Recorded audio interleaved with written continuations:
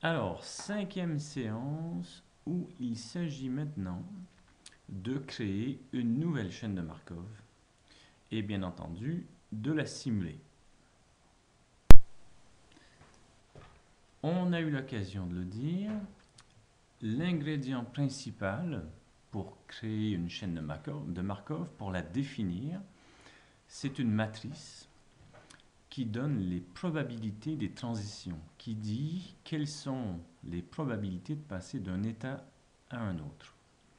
Remarquez, je l'ai déjà souligné, que la somme des nombres dans chacune des lignes est égale à 1. La somme des probabilités de toutes les éventualités doit faire 1. C'est une règle qu'on se donne en théorie des probabilités. Donc la ligne 1 correspond à un état du système et deux choses peuvent se produire. Soit on y reste, c'est l'entrée tout à fait en haut à gauche, 0,01, donc il y a 1% de chance pour qu'on y reste et 99% de chance pour qu'on passe à un deuxième état. Cette matrice, elle modélise une situation réelle, enfin ici c'est un exemple très simple, celle où on traite une demande d'un client. Donc le client, on commence par le recevoir et avant d'instruire le dossier, il est possible qu'on le fasse patienter parce qu'il y a peut-être des clients qui sont déjà là, la personne qui doit traiter le dossier n'est pas disponible. Dans 99% des cas, on instruit le dossier dès son arrivée. C'est ce que dit la première ligne. Elle nous indique les transitions qui vont depuis l'état réception. Donc soit on y reste, mais que dans 1% des cas, soit on passe de suite à l'instruction du dossier dans 99% des cas. Le deuxième état, instruction du dossier, se met en marche. Dans 2% des cas, il reste sur l'instruction. C'est un dossier qui est peut-être un peu plus long, qui est technique. Parfois, il demande même à ce qu'on renvoie le client en salle d'attente. Dans 5% des cas, c'est des dossiers plus lourds.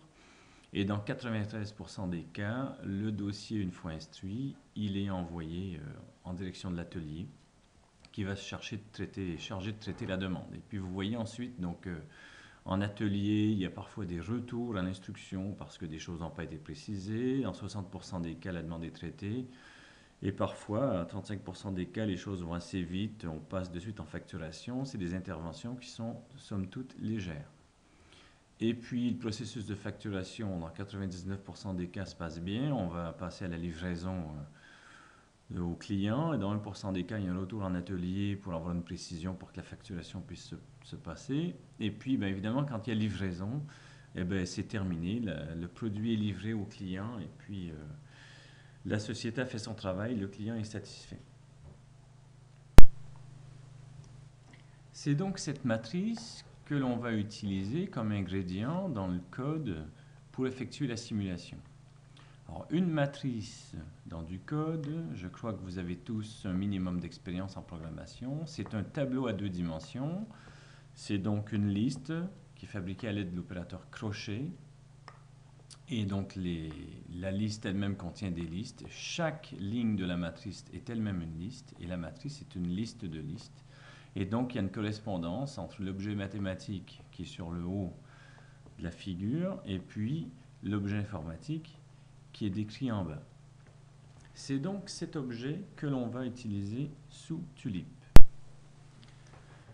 Nous voilà donc de retour sous Tulip et j'imagine, je nous mets dans la situation où on a ouvert le fichier météo, celui qui est disponible sur le site du cours, et donc vous l'avez devant les yeux.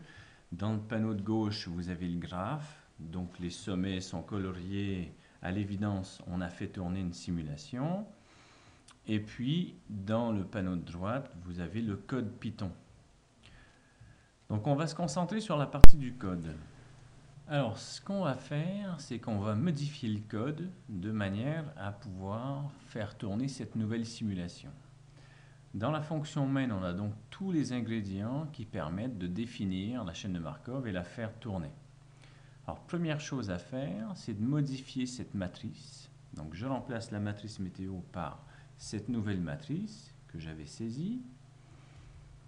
Et puis, évidemment, je vais définir les noms des états. Je vais donc de la réception jusqu'à l'atelier, la facturation et la livraison. J'ai donc tous les ingrédients qu'il me faut pour faire tourner la simulation. Je vais aussi modifier ce paramètre qui permet d'initialiser la chaîne. Donc, lorsque ce paramètre est à true, on va effectivement initialiser la chaîne. C'est à faire ici puisqu'on définit une nouvelle chaîne de Markov. Je vais pour l'instant mettre en commentaire les instructions qui permettent de simuler la chaîne. Et puis, je vais aller effacer l'ancienne chaîne de Markov. Donc, j'ai modifié le code. Je modifie le code dans la fenêtre Python. Il faut ici donc effacer ce graphe qui ne correspond plus à la simulation que l'on souhaite faire tourner.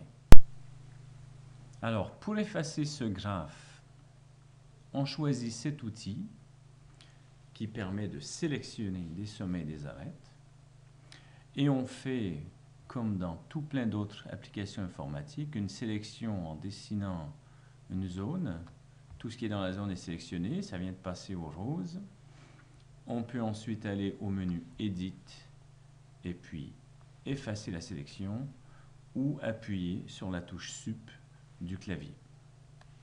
Le graphe est disparu. Reste maintenant à faire tourner le script qui va initialiser la nouvelle chaîne. Alors je le fais avec vous. La nouvelle chaîne vient d'être créée. Alors, ce qu'on va vouloir faire dans un premier temps, c'est disposer un peu mieux les sommets du graphe. Alors, on va faire agrandir la fenêtre ici. Et puis, en effectuant un clic droit, on peut demander à ce que la vue soit recentrée. Voilà qui est fait. Et mon graphe est dessiné. Je peux ensuite utiliser cet interacteur qui me permet de déplacer les sommets. Donc je clique sur les sommets, je peux effectivement les replacer. Et puis bien entendu, les arêtes vont, elles, soit suivre, soit être déplacées à nouveau.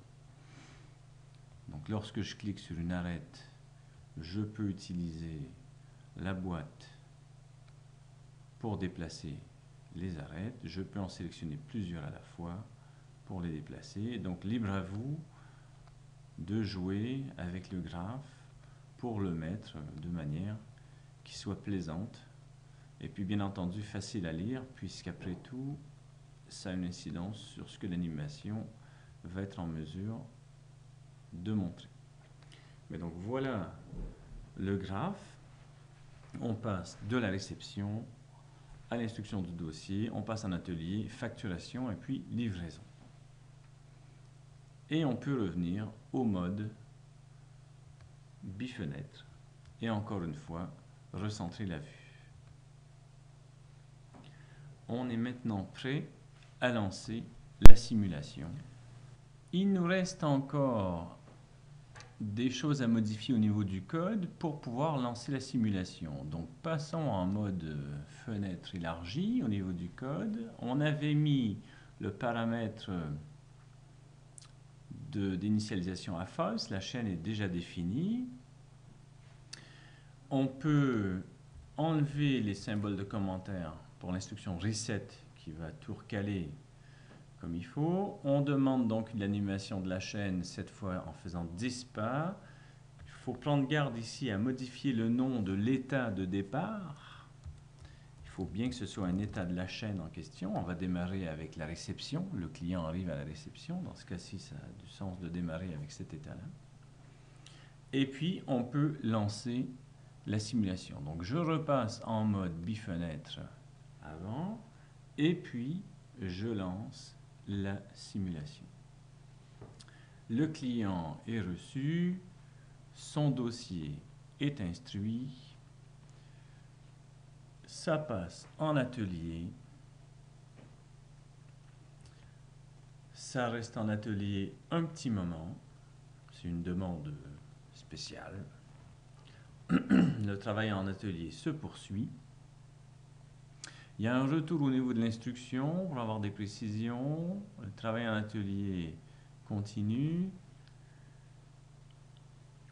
Et puis, ultimement, sur les 10 pas en question, on va bien finir par passer en mode facturation.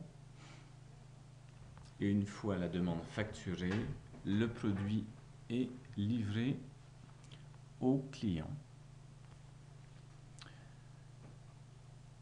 Une fois pour toutes, la simulation est terminée. Donc maintenant, c'est à vous.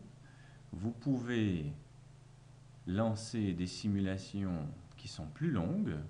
Demander par exemple à ce que le nombre de pas soit 50, ce que je fais ici.